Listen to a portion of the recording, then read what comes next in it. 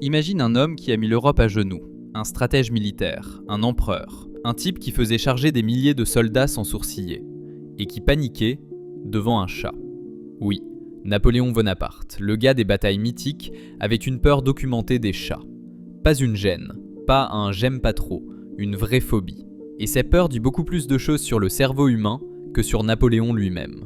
On appelle ça l'allurophobie, la peur irrationnelle des chats. Et contrairement à ce qu'on pourrait croire, ce n'est pas une rumeur internet sortie d'un mème douteux. Plusieurs témoignages historiques rapportent que Napoléon évitait les pièces où se trouvaient des chats, devenait nerveux, agité, parfois agressif, demandait qu'on les fasse sortir immédiatement. Certains récits racontent même qu'un chat aurait été introduit volontairement dans sa chambre pour le déstabiliser lors de moments de tension politique. Alors non, on ne parle pas d'un simple chat qui miaule trop fort. On parle d'une réaction émotionnelle incontrôlée. C'est là que ça devient intéressant. La peur n'est pas liée à l'intelligence, au courage, ni même à la rationalité.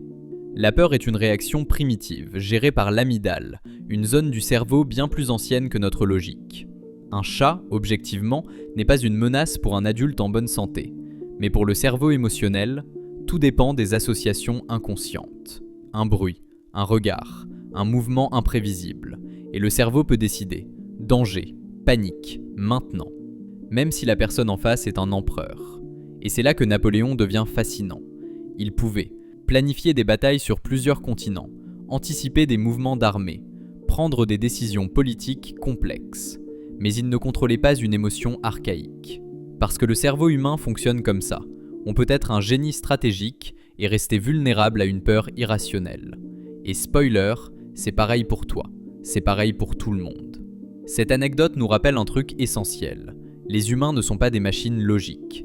Même les plus puissants ont des failles invisibles. Et nos peurs ne sont pas toujours proportionnelles à la réalité. On vit dans une société qui glorifie la maîtrise, le contrôle, la force mentale. Mais en vrai, le cerveau reste un vieux système bricolé sur des réflexes de survie. Napoléon avait peur des chats. Toi, peut-être des foules. Quelqu'un d'autre, du silence, ou du regard des autres. Et ça ne dit rien de ta valeur. La prochaine fois que tu verras un chat dormir tranquillement, rappelle-toi qu'il aurait pu faire trembler l'empereur des Français. Et surtout, rappelle-toi ceci, la peur ne te définit pas, elle te révèle.